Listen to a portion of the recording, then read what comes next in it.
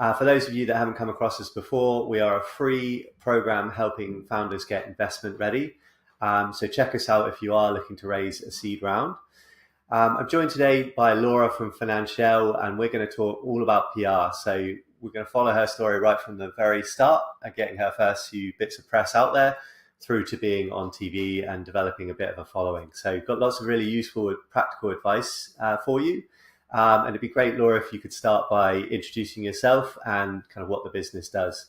Absolutely. So I am Laura. I'm co-founder with my sister Holly of Financielle, and we simply help women take back control of their money. We do that through a mixture of content, tools, and community. And we started on Instagram in 2018, and still alive and kicking now. Amazing. And then can you give us a bit of sort of like quantify the progress you've made? So maybe talk about like community size or the impact you've been able to have so far. Definitely. So we started as a personal anonymous Instagram account that I started, and it's probably a couple of years since we hit 10,000 on that. We've now got about 16,000 followers on Instagram. That since has like transitioned over to TikTok. So I think we passed the 50,000 mark on TikTok in the past couple of months.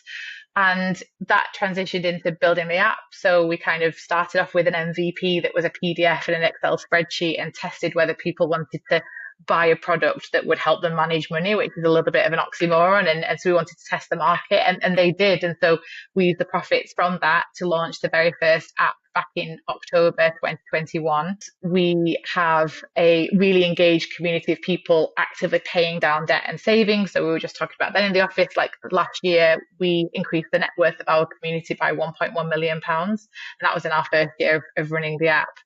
And we are a pre-seed stage company. So we've raised pre-seed. We raised about £300,000 last year. Amazing. So let's get into the PR side of it then. So it'd be good to sort of get your rap listed of what you've been able to get out there in terms of the biggest PR wins, because I know there are some pretty impressive papers and stuff on the website. So I think the biggest achievement PR-wise has been I am now a regular contributor on BBC Morning Live. So that's the equivalent of This Morning on the BBC. I've been on twice, I'm already going on again, and we've kind of get into a regular rhythm where I, on a personal level, am being, treated and respected as a personal finance expert on national TV. So that's probably the ultimate biggest win that we've had so far. Nice. And do you see any immediate impact from that? Like, can you see like a jump in traffic or anything when you go live? Genuinely, no. I think if you think about it, we're not yet pushing the brand. So it's probably cheating of me to say that was the biggest brand win. But Holly worked on it for a long time. It was a slow burner, and this is still a slow burner. So I think some elements of PR are brand building for the brand, and some are brand building for you as an individual, and that will come. So if I can build credibility, if I can be respected, if people trust what I say, then hopefully they'll trust what I'm associated to. And so from a technical perspective, from a founder perspective, if people Googled my name, they would find my Twitter, they would find my personal Instagram, they'd find my LinkedIn, or they'd find press on us, and they'd see Financielle. So it's a bit of a jump. It's not a full advertisement for Financielle, but it's certainly worth it. Yeah, and I guess like you say, there's that credibility that whoever you speak to from now on, you can use that name and immediately sort of get that social proof.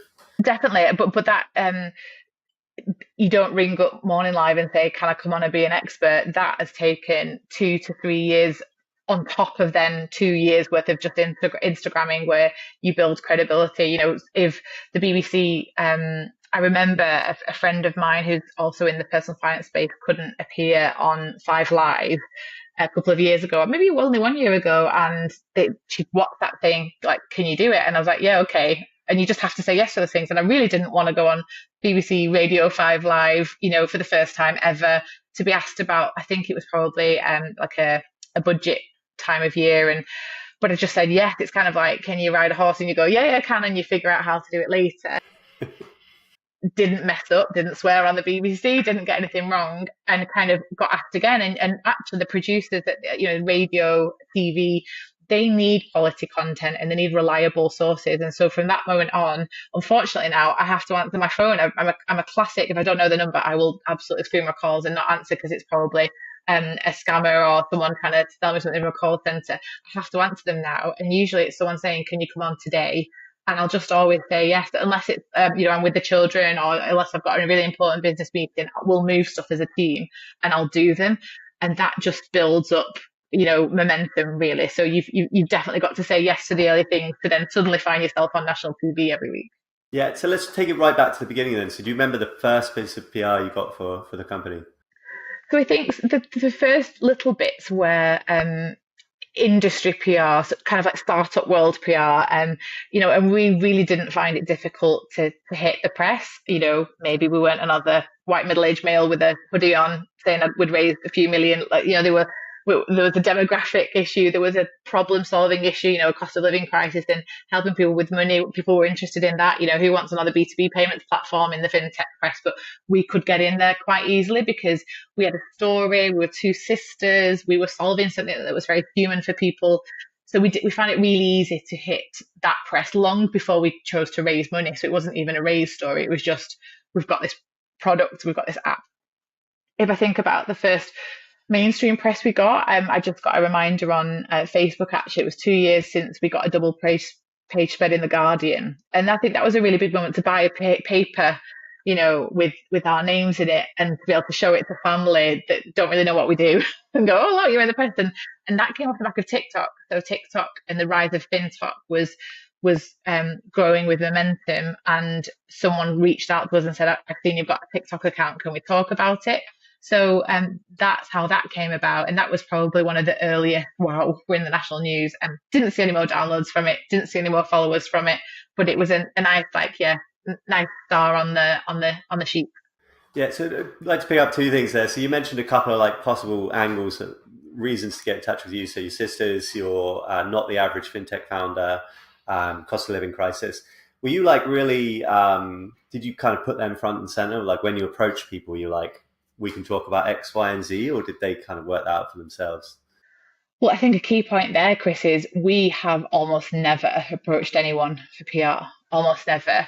We talk about our work, and we talk about our industry, and we do that on LinkedIn, and we do it on Instagram, and we do it on TikTok, and we don't really do it on Twitter. But I think it's really important to have a presence on Twitter because that's where a lot of journalists are. Once in a while, and Holly's great at it. If she sees an opportunity for us to speak on something, she will respond. But it's usually in response to a request. We have never pitched a story to anyone at any point, and I think that's probably really important because we are the story constantly. If we're constantly talking about our differentiator, constantly talking about our journey, constantly talking about our customer, that's of interest to people, and people just remember you. And so when a story comes up that matches one of these really mainstream things that we're talking about, and if you think about journalists and content, there's so much content that they have to write. This isn't like a once a week paper or a once a week blog. They're desperate for stories. And so if you can find a different angle or offer a different point of view, and you connect with them and they can see that, they're going to come and approach you. So yeah, we've never pitched a story or a press release in ever. Maybe once to the Warrington Press because I won a Innovate UK Women in Innovation Award, and they gave us a press release, and all we had to do is change our name, and that's the only one we ever did. Is there a reason for that? I mean, obviously the system's working, but did you make like a conscious decision not to do press releases, or yeah? Um, so it's probably an opportunity for us, if I'm being honest. I think that when you have so we had the first few happen to us, and what we did see, it's really interesting as a founder trying to connect data to activity, and above the line marketing and PR is one of the hardest things. It used to be how the world works. You didn't have performance marketing where you can attribute leads. It used to be an affiliate. It was literally just all, this was your budget and this is what your sales were, and you hope that that budget influenced it. Whereas nowadays it's so prescriptive about what led to what sales boost that it is really hard. And we've not seen from a piece of PR on a particular day a boost of views. Like I did that when Trustonomics was happening last year, I did a 5 hour stint with the BBC from 7 a.m., 6 a.m. I think it was. I sat at my table and I was on 10 different shows. They booked me back to back. They booked me. They didn't pay for it, but I was able to promote Financielle and everyone. It's Laura from Financielle. It's Laura from Financielle. No increase in downloads. No increase in views on the website. I think we think because you've got a bit of press that it resonates, but it doesn't, because our customer is a certain type of customer, a certain demographic, a certain time in their life. There's a reason they're using our product. They're not going to just go and Google us. Um, LinkedIn, for example, sends us lots of traffic to our website, but not a lot of downloads. And that's because it's more industry research. It's not our true customer thinking, actually, I want to get my money act together. I'm going to go download it. So it's really interesting tying up like where that press is and what it delivered. And PR is something that we just have decided to always accept an opportunity, especially if it fits with the brand, expect nothing from it. Because you just never know. You know, we do get people that say, oh, I thought you were in the paper, or actually I heard you on the radio. But that's few and far between. So it's one of those, I think. So you're happy to do it because it gives you that brand awareness, and because I guess for your customers, there is going to be a lot of consideration before they actually download the app, right? And you're going to be at that point. Yeah, there's two reasons we do it. One, for credibility, because if we do it with the right organisations in the right space, it's a really good network. So if you think about the producers that I've got in my phone, I've been on Jeremy Vine, I've been on BBC, I've been on Five Live. There's been I even managed on Radio 4, so our cleaner was very impressed in our office that was on Radio 4, but they've never asked me back, so I'm not sure I'm a target demographic. But we do it for credibility. But we also do it for that one chance that actually we may speak to a customer in a particular way. Our KPI is number of people helped. And if that's like a person that we happen to be in a queue for the bar with at an event, and we happen to talk about what we do, and they say, oh, actually, do you know what? Like, my mortgage is about to go up £500 a month and I don't know what to do. We will just say, you need Financielle. We could be saying something at some time that will get us a customer. That's worth it for me. Like, a radio appearance is worth that one customer because of the impact it could have on them. So there's definitely two reasons for it: credibility and possible business benefit, even if it's one download. And take me back to the TikTok thing there, because you seem to have a very clear framework for what you're trying to do on there. You said, about your story differentiator and a few other points. Like, is that something that's kind of encoded and set down and that you've done through a strategy, or is it more that you sort of post organically and just kind of take it from there? So the big thing with TikTok, and actually I've taken a step back from being the face of TikTok. One, because Lucy's much better at our digital content creator, but two, capacity, because what we've learned with TikTok is you have to commit to it. And the other really interesting thing about TikTok, and what it's actually much more valuable for us, is user research. What we can do with a TikTok is put it out and see what happens. And because we're giving like factual support, emotional support, practical tips, we're not I'm not showing an outfit that looks nice. But you can imagine if it was like an outfit that looks nice, if you got more views, it's because the outfit probably looks more nicer than the one that didn't get as many views. So as a retailer, I'd be like, this will tell me what to buy in. It's telling you what people want. So when we serve up a TikTok that might say, oh, interest rates are going up today, and then the next one says, let me tell you how I ditched 10 grand debt in a year. The debt one will do better. And it's because it resonates with people more because of the language that we possibly use, or the fact that it's a real problem, or the fact that we've genuinely given tips, whereas just telling someone the interest rate's gone up.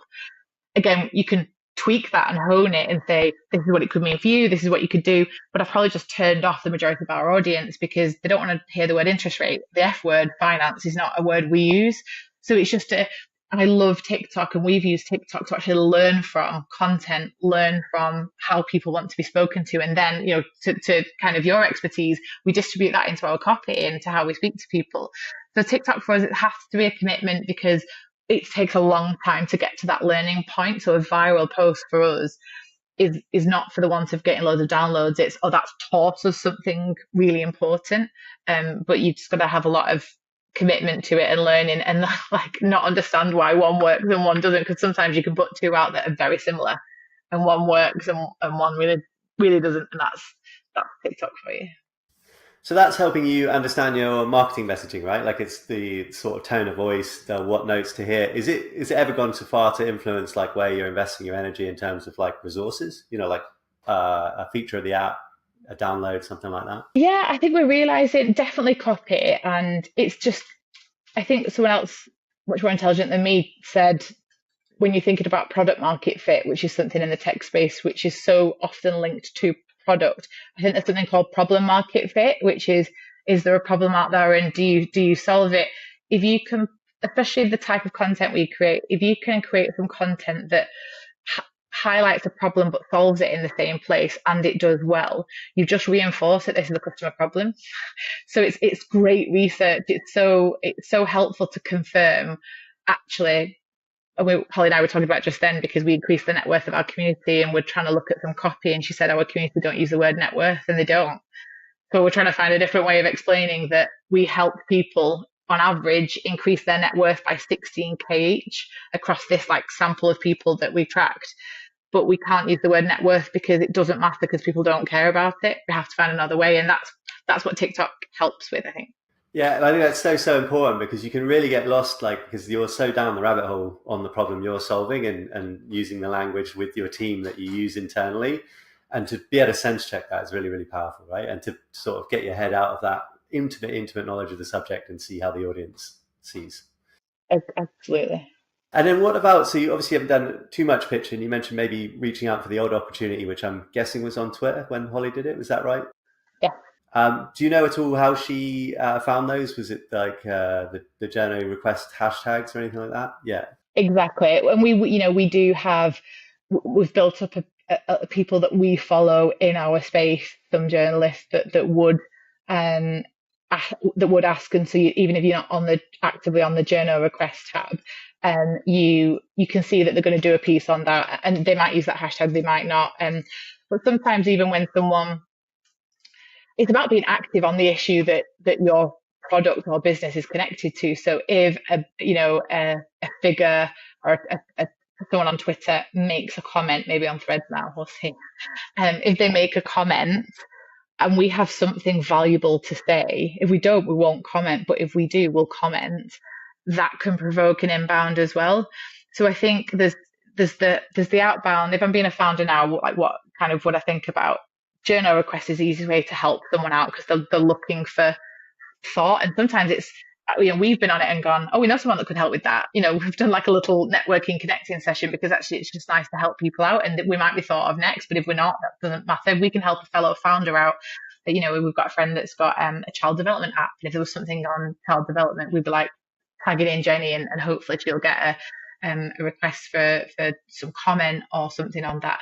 But also just being articulate on your topic and being a bit of a thought leader on it is really important. And then people are going to inbound to you for that because they know you've got something to say. Sometimes people have actually quoted us, not even spoken to us, they've taken the tweet and they've just credited us. So it's not even a work to pitch it. Yeah. And it's a slight sort of sidebar, I guess, but have you ever looked at kind of PR agencies or considered anything like that?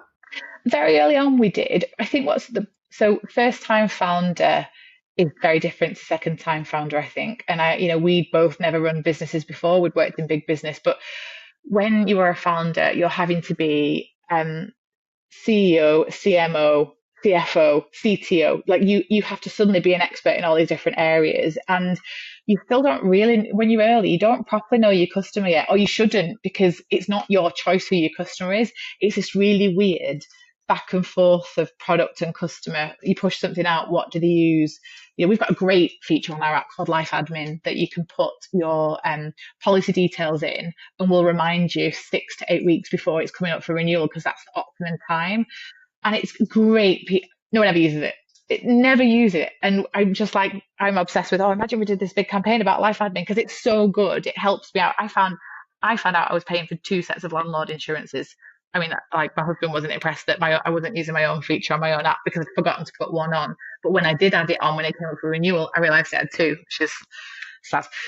But no one uses it because that's not why we exist. So I could push it and found a bias and go, this is what we should be pushing, but our customers are not telling us that.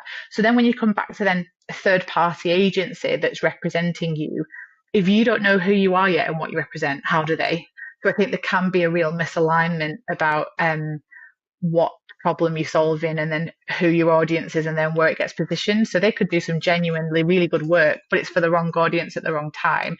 I also think early on in the consumer space, which we are, a lot, it's really hard to get mentioned because the retail and consumer press is just like, well, who cares? So I actually think it's a really tough sell for an agency to sell a brand new startup without much traction, unless they've got this really compelling story.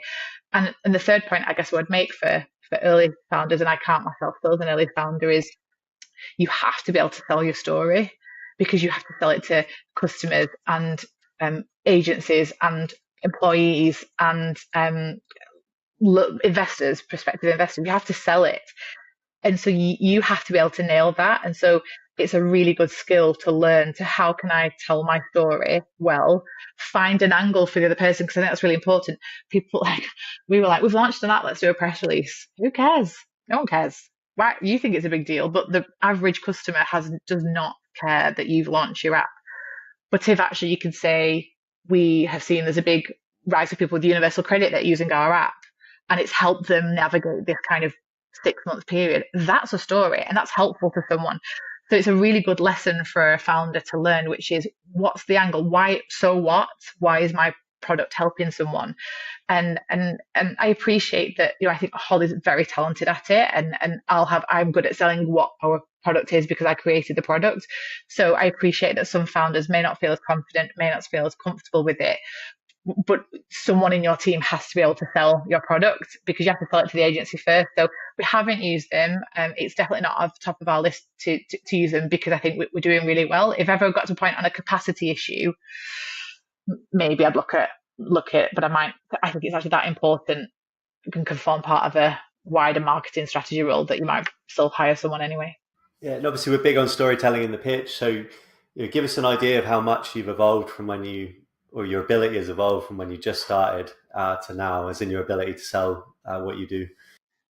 So we were good at nailing it early on, and so it's not changed much from that. But I think definitely a bigger empathy on the user and the problem it solves, but also being willing to be more vulnerable about your credibility, why you built the product, what problem you were solving, and that you were that person too. If I can do it, you can. Because I have found that there's kind of two types of founders. There's someone that's just like really, really intelligent, has saw this problem over there that they've not got, but it's someone's problem, and they've got the technical and or knowledge and or network to solve it. That's great. That wasn't us. You're not hiring us because we're some fintech whiz kids that were at Stripe for a while or Klarna or whatever and decided to do something different. And that's a great founding team, and I love that concept. But we're actually passionate about it. There's something that investors sometimes say, which is why you and why now? Because you can have a really good founder, a really good product, but the timing's wrong. You can have a really good product in a really good time, but the founder's not great, and you've got to tick lots of boxes. So yeah, I think our story's evolved, that we're willing to be more vulnerable and open, but the credibility is there because it keeps working. Our product keeps helping people. We did a call today with a wonderful user, and what she's been able to do in 8 weeks with our app reinforces to us we need to find a million more people to use it, because it's doing the do. So as you get more experience, you get more really cool case studies that you can use, I guess. I absolutely love that, and I think the thread for me running through all of this is that you've put that effort into campaigning for the purpose, the impact you want to have. You put all that effort into TikTok, you put all that effort into PR because that's going to have the impact that you want, and you haven't done the thing of having to draw a straight line from that immediately to revenue or new users or whatever. You've just we've gone out there with our purpose. We know that will end up in building our business in the long run. I think that's so true. And I think that it's when we realized we don't get an uplift from PR metrics wise. This is not like I'll go spend this money on paid ads and it'll convert into this, which again doesn't happen straight away either. So don't think that's an easy way of you could be getting the wrong people and the wrong products and stuff. But when we realized there's no pressure with it, speak about your story, speak about the problem that you're solving. And we can help people just with what we say. We don't have to sell them a product. It takes the pressure off. It's sometimes you do question, was this a good use of my time or not a good use of my time? Because this time is the one thing that we don't have it enough of.